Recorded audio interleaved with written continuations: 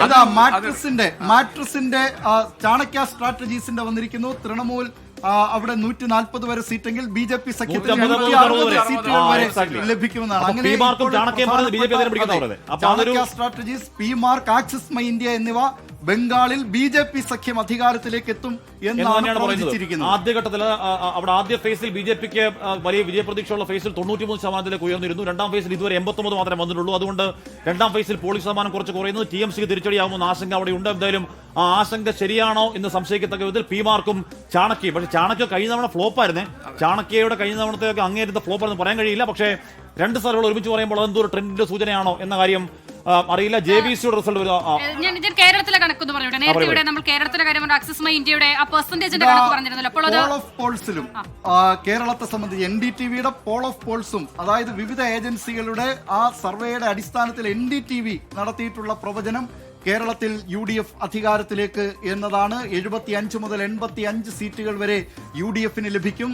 65 സീറ്റുകൾ വരെ ലഭിക്കും എന്ന പ്രവചനമാണ് NDTVയുടെ പോൾ ഓഫ് പോൾ. ദിലീപ്, ഞാനൊരു കാര്യം പറയട്ടെ. അതായത് എനിക്ക് കുറച്ചുകൂടി റിയലിസ്റ്റിക് ആയിട്ട് തോന്നിയത് ഇപ്പൊ ഏറ്റവും ഒടുവിൽ ഈ വന്നിരിക്കുന്നത്, അതായത് NDAക്ക് 0 മുതൽ 3 സീറ്റ് ആണ് കേരളത്തിൽ പറഞ്ഞത്. UDFന് 75 മുതൽ 85, LDFന് 55 മുതൽ 65 എന്നത് കുറച്ചുകൂടി റിയലിസ്റ്റിക് ആയിട്ട്, ഞാൻ പേഴ്സണൽ ഒപ്പീനിയൻ പറയാണ്, റിയലിസ്റ്റിക് ആയിട്ട് എനിക്ക് തോന്നുന്നത്. അവരുടേതായ നിലയിൽ സർവേ നടത്തിയിട്ടില്ല, പക്ഷെ വിവിധ ഏജൻസികളുടെ സർവേ ഫലങ്ങൾ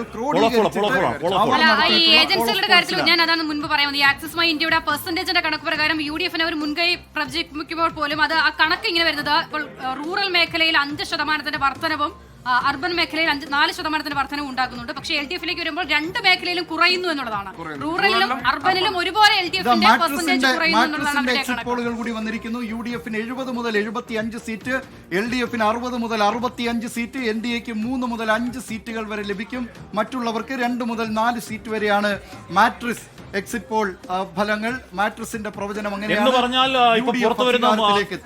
പുറത്തു വരുന്ന 3 പ്രധാനപ്പെട്ട ഏജൻസികൾ P-mark, axis my India, Matrize exit poll, ഈ 3 എണ്ണവും UDFന്റെ അധികാരത്തിലേക്കുള്ള തിരിച്ചുവരവ് പ്രകടിപ്പിക്കുകയാണ്. മൂന്നാം ഊഴത്തിൽ LDF ഇല്ല എന്നാണ് പറയുന്നത്. അത്ര വലിയ ഭൂരിപക്ഷം പ്രവചിക്കില്ല. അതുകൊണ്ട് തന്നെ എക്സിറ്റ് പോളുകൾ എക്സാക്ട് പോൾ ആണോ എന്ന കാര്യത്തിൽ നമുക്ക് ഇപ്പോഴും ഉറപ്പ് പറയാൻ കഴിയില്ല. അത് ഒരുപക്ഷെ, കാരണം ഇപ്പോഴും ഈ എക്സിറ്റ് പോളുകൾ പ്രവചിക്കുന്നത് നേരിയ ഭൂരിപക്ഷം മാത്രമാണ്. അതുകൊണ്ട് എന്തും സംഭവിക്കാം. നമുക്ക് 4-ാം തീയതി വരെ കാത്തിരിക്കേണ്ടി വരും. ടാബുലേഷൻ എപ്പോഴും ഒരു സേഫ് സോണിൽ നിന്നുകൊണ്ടേ നടത്തുള്ളൂ. അല്ലെങ്കിൽ അത്ര വലിയ ഭീകരമായ ഒരു വേവ് ഉണ്ടാവുന്ന സമയത്ത് മാത്രമാണ്. മാത്രമല്ല ദിലീപ് പറഞ്ഞ വോട്ട് ഷെയറിന്റെ കണക്ക് നോക്കുകയാണെങ്കിൽ അതിലൊരു വേവ് ഉണ്ട്. കാരണം 5% വോട്ട് ഷെയർ ആണ് ഡിഫറൻസ് വരുന്നതെങ്കിൽ അത് 2021 ഡിറ്റോ തിരിച്ചാണെന്ന് മാത്രമായിരിക്കാം. അതായത് LDF ഇപ്പൊ കഴിഞ്ഞ ലോക്സഭാ തെരഞ്ഞെടുപ്പിൽ 400 പാർ എന്ന BJP അവകാശവാദത്തിനടുത്തേക്ക് ഇവരുടെ സർവേകളൊക്കെ വന്നായിരുന്നു. അത് കാരണം ഇപ്പൊ ഇവരൊക്കെ ഒരു പേടി, ചൂടുവെള്ളത്തിൽ വീണ പൂച്ച, ആ തീയതി പ്രകാരം അതുകൊണ്ട് സദ്യയോടെ നിൽക്കുള്ളൂ എന്ന് പറയുമ്പോൾ പോലും UDFന് ഒരു നേരത്തെ ഒക്കെ ഉള്ള ഒട്ടുമിക്ക എല്ലാവരും വിലയിരുത്തിയതുപോലെ ഇപ്പൊ 100 സീറ്റ് മുകളിലേക്ക് ഒന്നും പോകാൻ പോകുന്നില്ലെന്ന് പറയുന്നത് പോലെ ഒട്ടുമിക്ക എല്ലാവരും പറഞ്ഞതുപോലെ തന്നെ നേരിയൊരു ഭൂരിപക്ഷത്തിൽ UDF കേരളത്തിന്റെ അധികാരത്തിലേക്ക് വരുന്നോ എന്ന സൂചന ഉണ്ടാകുന്നുണ്ട്. ഇൻഡിക്കേറ്ററാണ്. ഇതെന്താണ് ട്രെൻഡ് എന്നൊരു സൂചന തന്നെയാണ് തോന്നുന്നു. കാര്യം കഴിഞ്ഞ 2021 ഈ പറയുന്ന പോളുകളിൽ 11-ൽ 6 ഇതുപോലെ കൃത്യമായ കാര്യങ്ങൾ പറഞ്ഞതാണ്. എന്ന് പറഞ്ഞാൽ ഇപ്പോൾ പുറത്തുവരുന്ന 3-ൽ 3 UDF അധികാരത്തിലേക്ക് എന്ന് തന്നെ പറയുന്നു. അതൊരു സൂചനയാണെങ്കിൽ അതൊരു സൂചനയാണ്, കൃത്യമായ സൂചനയാണ്. മാത്രമല്ല ഈ 5% വോട്ട് ഡിഫറൻസ് എന്ന് പറയുന്നത് അതൊരു ട്രെൻഡ് തന്നെയാണ്. പക്ഷേ ആ ട്രെൻഡ് ആക്സിസ് മൈൻഡിന്റെ കണക്ക് വരുമ്പോൾ മാത്രമേ എത്ര സീറ്റ് അവർ പ്രവചിക്കുമെന്ന് അറിയാൻ കഴിയുള്ളൂ.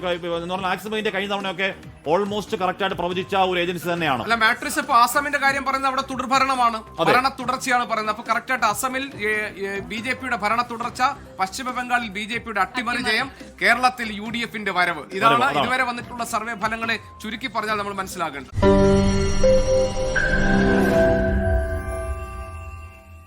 ലോകത്തെവിടെയായാലും ഏത് സമയത്തും 24 വാർത്തകളും ഓഗ്മെന്റഡ് റിയാലിറ്റി പാക്കേജുകളും എക്സ്പ്ലെയിനറുകളും വിശദമായി കാണാൻ ഞങ്ങളുടെ YouTube ചാനൽ നിങ്ങൾക്ക് സബ്സ്ക്രൈബ് ചെയ്യാം.